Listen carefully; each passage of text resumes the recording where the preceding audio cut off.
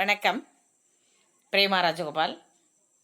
இன்னைக்கு இந்த வீடியோவில் மத்தியமாவில் முதல் போயமான புஷ்பகி அபிலாஷா போயத்தினுடைய பாவார்து லிக்னா பாவ அர்த்து பாவ்னா போயத்தினுடைய அர்த்து மீனிங்கும் அதில் வரக்கூடிய கொஸ்டின் ஆன்சரையும் பார்க்கலாம். இந்த ஒரு பேராகிராஃப் தான் உங்களுக்கு பாவார்த்தாக கொடுப்பாங்க. இந்த போயத்தில் முஜே தோடலேனா வனமாலி அப்படின்னு ஆரம்பிக்கக்கூடிய பேராகிராஃப் லாஸ்ட் பேராகிராஃப் அந்த போயத்தில்.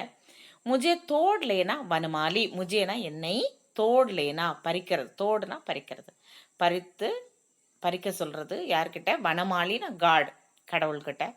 வனமாலி, மாலி கார்டனர், வனமாலி அப்படின்னா கார்டனர் ஆஃப் த ஃபாரஸ்ட் அப்படின்னு வச்சுக்கலாம். இது கடவுளை குறிக்கும். பகவான் முஜே தோடலேனா என்னை பறித்துக்கொள். பகவான் உஸ் பத்பர் தேனா தூ ஃபேங்க் அந்த வழியாக என்னை வீசி விடு. உஸ் பத் அந்த வழியில், தேனா தூ ஃபேங்க் அந்த வழியில் என்னை வீசிவிடு. ஃபேங்க்னா வீசுறது. மாத்ருபூமி பர் ஷீஷ் சடானே, எங்கேன்னு சொல்லுது? மாத்ருபூமி தாய்நாடு, தாய்நாட்டுக்காக சீஸ் சடானே தியாகம் பண்ண, தன்னுடைய உயிர் குடும்பம் எல்லாத்தையுமே தியாகம் பண்ணுறதுக்கு சீஸ் சடானே ஜிஸ் பத் ஜாவே வீர் அநேக், எந்த வழியாக அநேக வீரர்கள் போகிறாங்களோ அந்த வழியில் என்னை பறித்து போட வேண்டும் அப்படின்னு வேண்டுது கடவுள்கிட்ட. இந்த பூவானது அப்படி வேண்டுகிறது. இதனுடைய மீனிங் பார்க்கலாம். சந்தர்ப்பனா அந்த இடம், எந்த இடத்துல சொல்லப்பட்டிருக்கா? ய பத்யாஸ் புஷ்பகி அபிலாஷா நாம கவிதாசே லியா கயா ஹை. ய பத்யாஸ்னா இந்த வரிகள் புஷ்பகி அபிலாஷா அப்படின்னு சொல்லக்கூடிய நாமக் அப்படின்னா அந்த பெயருடைய கவிதாசே லியா கயா ஹை கவிதையிலிருந்து எடுக்கப்பட்டுள்ளன. இஸ் கவிதா கி கவி ஹே, இந்த கவிதையினுடைய கவிஞர் ஸ்ரீ மாக்கன்லால் சதுர்வேதி ஜி. இவ்வளவுதான் சந்தர்ப்பு. यह पद्यांश இந்த வரிகள் புஷ்பகி அபிலாஷா நாம கவிதா से लिया गया है. इस कविता के कवि हैं, இந்த கவியினுடைய கவிஞர் ஸ்ரீ மாக்கன்லால் சதுர்வேதி ஜி. அவ்வளோதான். அடுத்து பாவார்து பார்க்கலாம். பாவார்து அப்படின்னா போயத்தினுடைய மீனிங். ஃபூல் மாலிசே ககுத்தாக கி, இந்த பூவானது மாலினா பொதுவாக தோட்டக்காரரை குறிக்கும். ஆனால் இந்த இடத்துல பகவான் கடவுளை சொல்லுது. வனமாலி அப்படின்னு சொல்லியிருக்கு இல்லையா? ஃபூல்னா அந்த பூவானது மாலிசே ககுத்தாக அந்த கடவுளிடம் பகவானிடம் சொல்கிறது. உசே தோடுக்கர் உஸ் ராஸ்தே மே ஃபேங்கு தேனா, அதை பறித்து உசே தோடுக்கர் உஸ் ராஸ்தே அந்த ரோட்டின் மீது, ராஸ்தே மே ஃபேங்கு தேனா வீச வேண்டும். ஜகா மகான் சூர்வீரோனே மாத்ருபூமிக்கு ரக்ஷா கெலியே, எங்கே மகான் சூர்வீரம் மிகச்சிறந்த வீரர்கள், மகான் வீரர்னா மிகச்சிறந்த வீரர்கள், மாத்ருபூமிக்கு ரக்ஷா கெளியே தாய்நாட்டினுடைய பாதுகாப்புக்காக, ரக்ஷானா பாதுகாப்புக்காக. அப்ப நான் சர்வசிய தன்னுடைய எல்லாத்தையுமே தியாகம் பண்ணிட்டு போறாங்க இல்லையா? தாய்நாட்டை காப்பாற்றுவதற்காக போகக்கூடிய வீரர்கள் செல்லக்கூடிய அந்த வழியில் என்னை பறித்து போடுங்கள் அப்படின்னு இந்த பூ வேண்டுகிறது, கடவுளிடம் வேண்டுகிறது. இங்க ஜகா மகான் சூர்வீரோனே மாத்ருபூமிக்கு ரக்ஷா கெலியா, அப்ப நான் சர்வசியன தன்னுடைய எல்லாத்தையுமே தியாகம் பண்ணிவிட்டு போகிறார்கள் அந்த வழியில் என்னை போடவும். ஆகே அப்படி இச்சா பிரகட கர்த்தே ஹுயே ஃபூல் ககுத்தாகை. ஆகேனா பிறகும் கூட தன்னுடைய ஆசையை சொல்கிறது. அப்படி இச்சா தன்னுடைய ஆசையை பிரகட கர்த்தே ஹுயே வெளிப்படுத்துகிறது இந்த பூ. फूल का कहता है कि वह उन सूरवीरों के भावों में पढ़कर अपने आप को गर्वीला महसूस करता है. அதனுடைய ஆசை என்னங்கிறத கடைசியாக சொல்லுது. உன் சூர்வீரோங்கே அந்த மகாவீரர்களுடைய பாவம், கால்கள், பாவன பயிர் கால்கள், பாவோமே படுக்கர் கால்களில் பட்டு, अपने आप को गर्वीला महसूस करता है கால்களில் பட்டு நசுங்கப்படுவதை பெருமையாக கருதுகிறது இந்த பூவானது, அதை பெருமையாக கருதுகிறது. உன் சூர்வீரோங்கே பாவோமே படுக்கர் அவர்கள் கால்களில் பட்டு, அப்பனே ஆப்கோ தனக்குத்தானே பெருமைப்பட்டுக் கொள்கிறது. கர்வீலா கர்வம், அதுதான் அது பெருமையாக நினைக்கிறது. தனக்குத்தானே பெருமையான விஷயமாக அவர்களுடைய கால்களில் பட்டு நசுங்கி போவதை கர்வீலா மசூஸ் கர்த்தாக பெருமையாக உணர்கிறது இந்த பூ. இப்போ இதில் இருந்து கொஸ்டின் ஆன்சர் ஒரு 4 கொஸ்டின்ஸ். ஃபர்ஸ்ட் ஒன் क्वेश्चन எப்படி கேட்பாங்க, निम्नलिखित प्रश्नों के उत्तर लिखिए.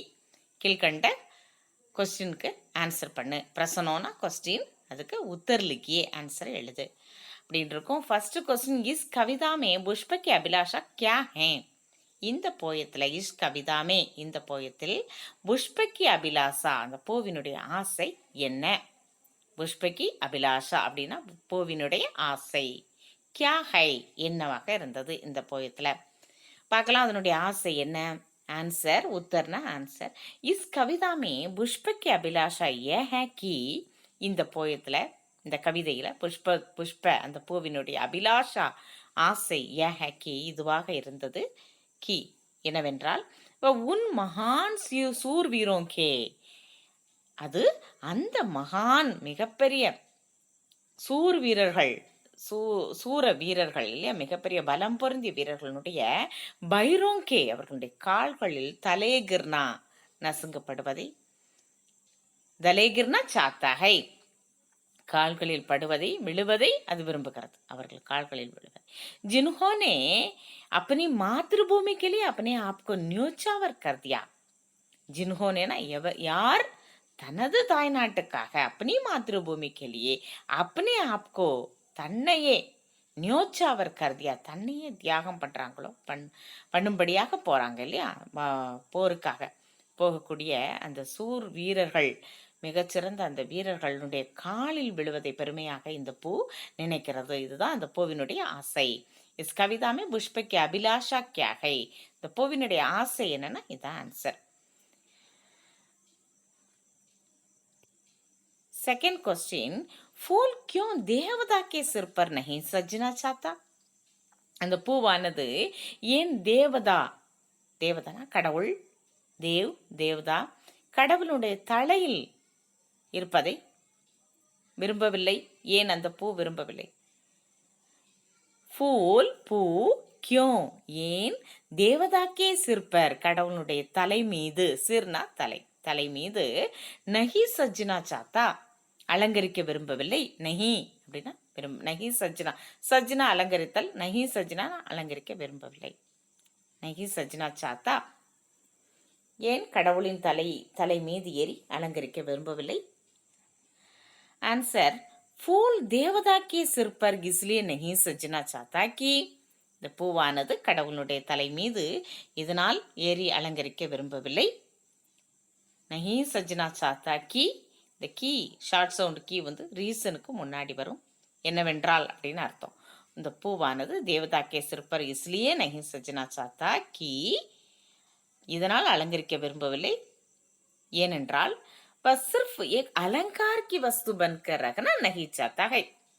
அது சிர்ஃப்னா ஒன்லி வெறும், ஒரு அலங்கார பொருளாக, एक अलंकार की वस्तु बनकर रखना नहीं चाहता है, அது ஒரு அலங்கார பொருளாக மட்டும் இருக்க விரும்பவில்லை. திருப்பியும் பார்க்கலாம். फूल क्यों देवता के सिर पर नहीं सजना चाहता, அந்த பூவானது ஏன் கடவுளின் தலை மீது ஏறி அலங்கரிக்க விரும்பவில்லை? ஆன்சர், फूल देवता के सिर पर इसलिए नहीं सजना चाहता कि, இந்த பூவானது தேவதையினுடைய கடவுளினுடைய தலையில் இதனால் ஏறி அலங்கரிக்க விரும்பவில்லை. ஏனென்றால் சிர்ஃப் அது एक अलंकार की वस्तु, ஒரு வெறும் அலங்கார பொருளாக மட்டும், சிர்ஃப்னா மட்டும், சிர்ஃப் एक अलंकार की वस्तु ஒரு அலங்கார பொருளாக बनकर रखना नहीं चाहता இருப்பதை விரும்பவில்லை. அலங்கார பொருளாக மட்டும் இருப்பதை அந்த பூவானது விரும்பவில்லை. அதனால்தான் சோல்ஜர்ஸினுடைய காலடியில் விடுவதை பெரும் பாக்கியமாக அந்த பூ கருதியது.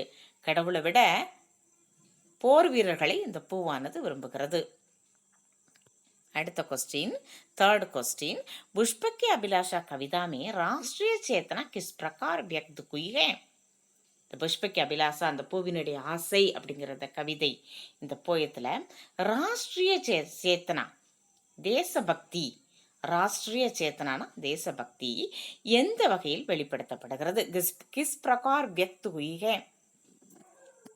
இந்த போயத்தில் புஷ்ப கி அபிலாஷாங்கிற போயத்தில் தேசபக்தி எந்த வகையில் வெளிப்படுத்தப்பட்டுள்ளது அப்படின்னா, பிரஸ்துத் கவிதாமே கொடுக்கப்பட்ட கவிதையில், கவிதா அந்த பாடலில் எக் ஃபூல் ஒரு பூவானது फूल के माध्यम से இல்லையா ஒரு பூவின் மூலமாக எக் फूल के माध्यम से மூலமாக அர்த்தம் மாத்தியம் சே ராஷ்டிரிய பாவனா தேசிய உணர்வு व्यक्त की गई है வெளிப்படுத்தப்பட்டுள்ளது फूल स्वयं को देश के लिए अर्पित करना चाहता है அந்த பூவானது फूल அப்படின்னா அந்த பூவானது स्वयं को தன்னையே स्वयंனா தன்னை स्वयं को देश के लिए நாட்டுக்காக अर्पित करना चाहता है அர்ப்பணிக்க விரும்புகிறது இந்த பூ மூலமாக இந்த பொயட் தேசபக்தியை வெளிக்காட்டியிருக்காரு இந்த பூ தன்னையே நாட்டுக்காக அர்ப்பணிக்க விரும்புகிறது